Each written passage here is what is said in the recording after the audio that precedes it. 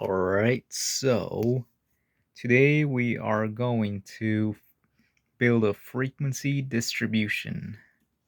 So, a frequency distribution is a tabulation of data using frequencies. So, we're going to look at this example. Tabulate this data heights of 20 students in a math course. So, we are given the heights of 20 students. 48, 52, 52, 55. Let's just assume these are inches. I didn't write the units, but you get the idea. They're inches. 60, 60, 60, 60, all the way up to 84. Sometimes you will get data that's not in order, but for this example, we're just gonna put it in order just to make it go a lot easier. So you're gonna draw a table. You're gonna have your classes. You're going to have your frequencies, you're going to have your relative frequencies, you're going to have your cumulative frequencies, and you're going to have your class midpoint. So I'm going to show you how to do that right now.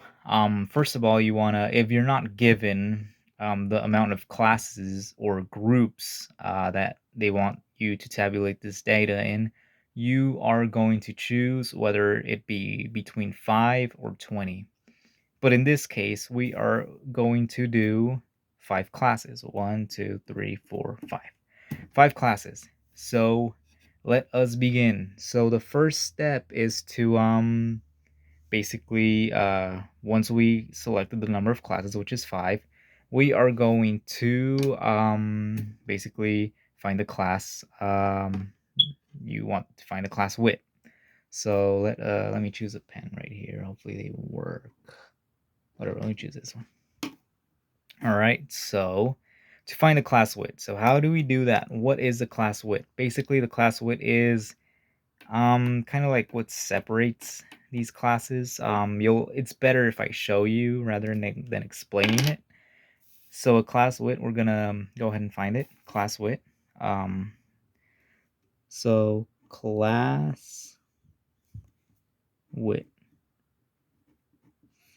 just like that. Oh shit! See if you can see that. Where is it? Oh my god! All right. So class width. That is equal to, that's going to be your maximum value, your max, minus your minimum value, divided by the number of your chosen classes. Just like that. So let's go ahead and do that right now. Class width equals your maximum value. Go back to your data and see what your maximum value is. So in our case, since our data is in order, our maximum value is going to be all the way right here. 84 inches is going to be our maximum value. So go back to your little formula. You put 84,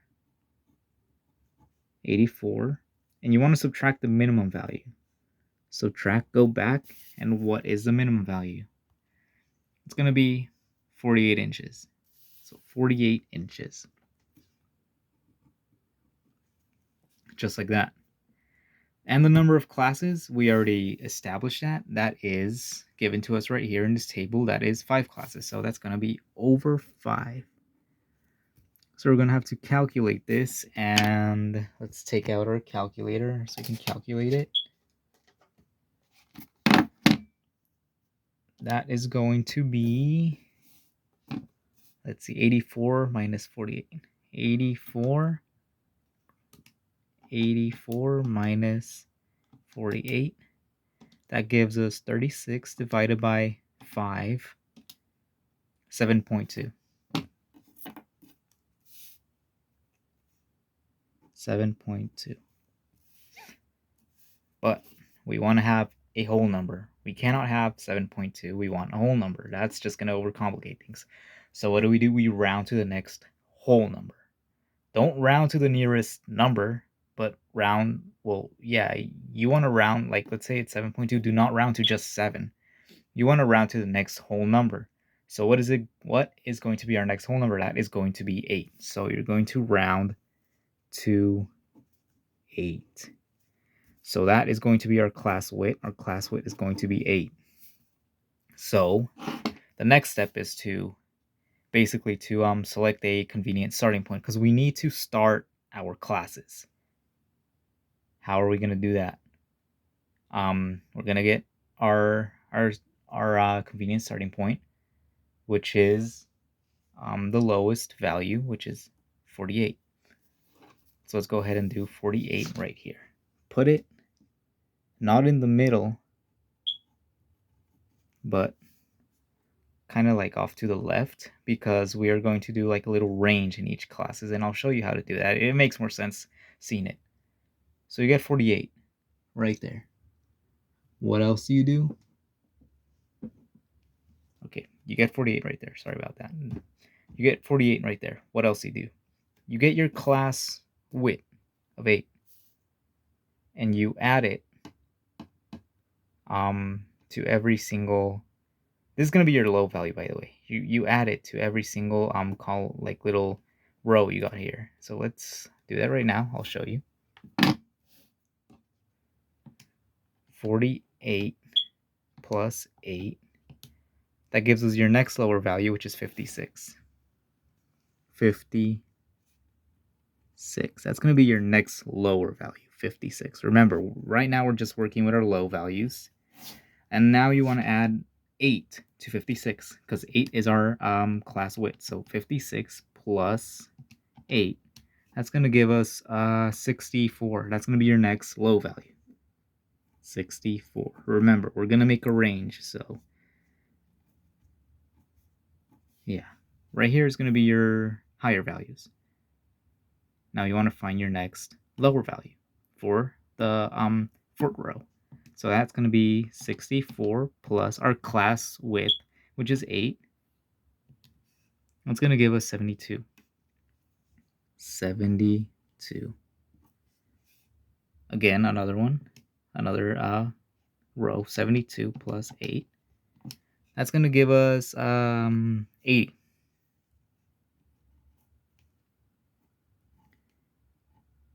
80. Just like that. So these are going to be your low values of the little ranges in each row. You just add the class width to them. So notice that they're growing by 8, because that is our class width.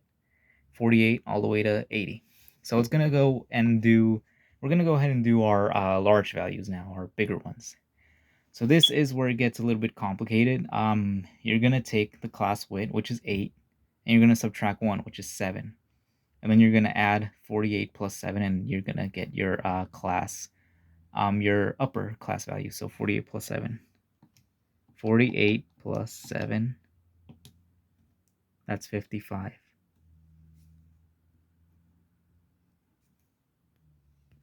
Sorry about that. I had to go check on something. Anyways, so where were we? Oh, yeah. So you're going to add 7 to this. The reason why is because we want gaps. We want gaps in our little frequency table, because we cannot have, like, let's say you add 8, which is, what's that going to be? Sorry, I'm not that good at mental math. 48 plus 8. That gives us 56. We cannot have 56 right here, because we already have 56 right here. So look, it has to be 55, then 56. You see that? So let's go ahead and calculate this next value, 56 plus 7. Remember, 8 minus 1 is 7, because we have to have 55, then 56. We need to have gaps. So 56 plus 7.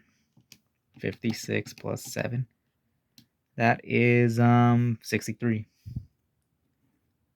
Sorry, I can't do mental math. This is not scripted. I'm just showing you, just making this up as I go. So notice that 55 and 63, you're adding your class width to it. So you don't have to like add 7 to each one of these. You can just add your class width, remember, which is 8, to these. So 55 plus 8 equals 63 to your higher value. So 63 plus 8. Let's see that. 63 plus 8. That is 71.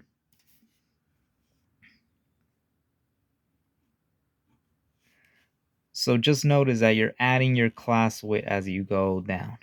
And remember that you need to have gaps: 55, 56, 63, 64, 71, 72. You need to have gaps. You cannot have 72 right here and 72 right here, 56 right here and 56 right here. You cannot have that. So remember that. Just add your class width 8, add, and then just like add your class width -1 to get your first upper value. Remember, these are your low values and these are your higher values. So for your higher values, once you add your class width to the lower values, -1, which is 7, so it's going to give you 55. You're going to add your class width to this to give you your upper values. So just add all like 8, 8, and yeah, you guys can do the rest, and we'll come back and see what we got. So this is what we should have gotten for our low values and our high values. They have gaps: 55, 56, 63, 64, 71, 72, 79, 80. They have gaps. That checks in. We have our low and our high values. So these are the ranges that our data can fit into. Our little groups, little tiny, well, not tiny, but little groups of 48 to 55, and so on and so forth. So we're going to move on to our next column, which is the frequencies. Frequencies is very easy. It's just how often these individual values show up. So let us go ahead and do this. Since our data is in order, it's going to be so much easier to find the frequencies than to like go in and hunt for them. So we have the range for our first class is 48 through 55. We want to find the values that correlate to 48 through 55. So we have 48, we have 52, we have 52, and we have 55. So those fit our class. So how many is that? We got 1, we got 2, we got 3, and we got 4. That's 4 of them. So that's going to be our frequency, 4, because they show up 4 times. Those values show up 4 times. We go down to our next column, which is 56 through 63. We don't have a 56, but we do have 60. That's lower than 63. So 1, 60, 66, 1, 2, 3, 4, 5, 6, 7. Yeah, we seem to have, let me see, 56 to 63. 1, 2, oh, no, we got 8. Yeah. Sorry about that. I kind of lied. I forgot to add a value, so we have 8. So we have 8 about. Sorry about that. It's not completely in order, but it's close enough. It's because when I was writing this down, I kind of forgot to add this over here, so I just wrote it down right here. No biggie. So there's 8. There's 8 values. Just keep in mind, just 8. So we have 7 up here and 1 down here. That's 8 values that fit the criteria for 56 through 63. So let's go ahead and do the rest, and we'll come back and see what we got.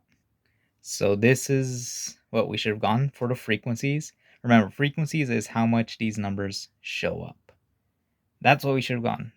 Numbers between 80 and 87 show up 2 times. Numbers between 72 and 79 show up 6 times.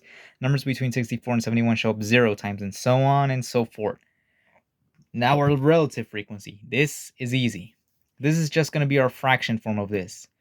How many values do we have? We have 20. So it's going to be fraction form. So the first one is going to be 4 out of 20. 4 out of 20. You can do this in percentages if you want, but for this example, we're going to do fractions. So 4 out of 20, 8 out of 20, 0 out of 20, and so forth and so on. You can fill out the rest, and we'll come back and see what we got. So this is what we should have gotten. Remember, we have 20 because there's 20 values up here. So that's the entire size of the data that we have. There's 20 values, so 4 out of 20. They show up 4 out of 20 times, 8 out of 20 times, so on and so forth. That is your relative frequency. Let's move on to your cumulative frequency. And so that is easy. Basically, you start off with your first value, your first frequency. Sorry about that. Your first frequency, which is 4. Basically, just add the second frequency, which is 4 plus 8. That's going to be 12. Now, you do not do 4 plus 8 plus 0. No, you're going to do 12. You're going to take this frequency. 12 plus 0 is 12. Now, you're going to take this frequency, the third frequency. 12 plus 6 is 18. And 18 plus 2 is 20. So you should have ended up with the number of values that you have in your data set. 4 plus 8 is 12, 12 plus 0 is 12, and 12 plus 6 is 18, and 18 plus 2 is 20. You should have gotten that. Don't add, yeah, you shouldn't, you should have gotten that. So, just like that. Remember, always get your number of values. So this has to match with this. 2 out of 20, you have the reason why it's 2 out of 20 is, remember, that's the amount of values we have here. 20 is the amount of values we have here. That's our cumulative frequency. It's very easy. Now our class midpoint, it's also very easy. You just have to add these two numbers and divide by 2. That is a class midpoint. So 48 plus 55 divided by 2. I'll go ahead and find that out with the calculator. So 48 plus 55, that's 103 divided by 2. That's 51.5. That is your class midpoint, 51.5. 51.5. Just like that. So, just go ahead and do this for all of the classes. Remember, 56 plus 63 divided by 2. That's how you find your class midpoint. Just add these two numbers and divide by 2. It's easy. Add these two, divide by 2. It's easy. All right, so we'll be back and see what we got. So this is what we should have gotten. Notice that as you go on with the numbers, they're being added by your class width, which is 8. So 51.5 plus 8 is 59.5. Remember, it's just adding by your class width. This is adding by your class width. This is also adding by your class width. Well, the lower values and the higher values. And remember that they should have gaps, just how I mentioned before. So that is how you basically just tabulate your data. That's how you create a frequency distribution. All right, so now we're going to create class boundaries. So notice how right here we have gaps, 55, 56. We have gaps between the classes. Let's say we don't want to have gaps. We want all of these numbers to basically flow smoothly. Because when you're creating a histogram, if you don't already know, a histogram, you can use this to create a histogram, but just make sure that a histogram doesn't have any gaps. So a histogram is different than a bar graph. A bar graph has gaps and a histogram doesn't.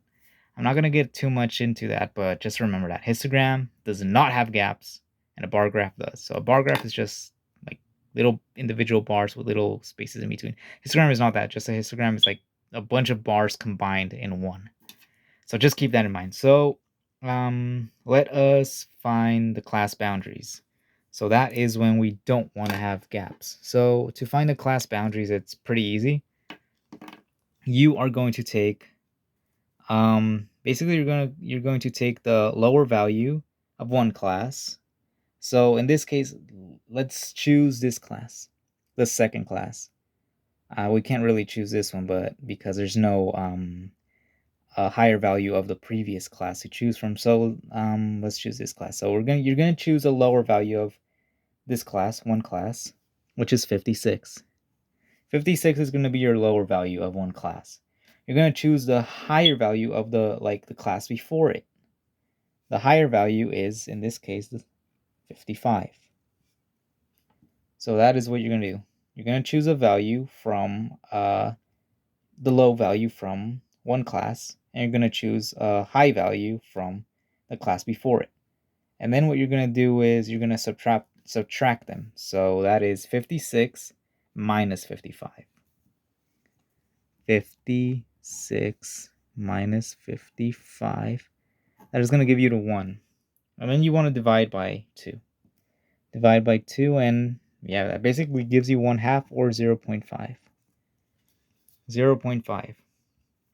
So remember, take the lower value from one class, take the higher value from the class before it, subtract it, 56 minus 55, you get 1, divide by 2, and it's 0.5. So what do you want to do with this 0.5? So these are, remember, the numbers to your left are your lower values. The numbers to your right are your higher values. You want to subtract 0.5 from the low values, all of these low values, and you want to add 0.5 to the high values, all of these high values.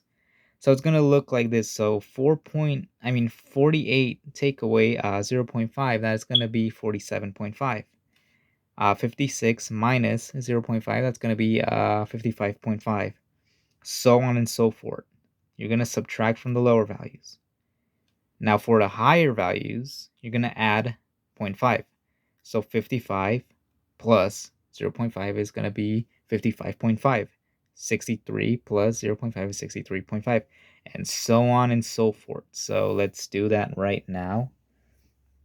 Let us recreate our frequency distribution. So, well, not the whole thing, just these two columns. So you're going to have your classes. You're going to have your frequencies. So let's do that. So lower values. Let's start with our lower values. 48 minus 0.5, you're going to have 47.5. 47.5. Just like that. 56 minus 0.5, you're going to have 55.5. 55.5. So try and fill out only the lower values. We're gonna do the lower values first, and we're gonna do the higher values.